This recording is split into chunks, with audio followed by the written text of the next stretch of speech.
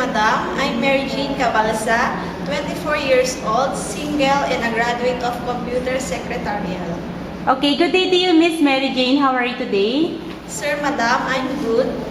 Okay, so what do you think are the right attitude and characteristics of a good domestic helper? Sir, Madam, I'm honest, responsible, and hardworking.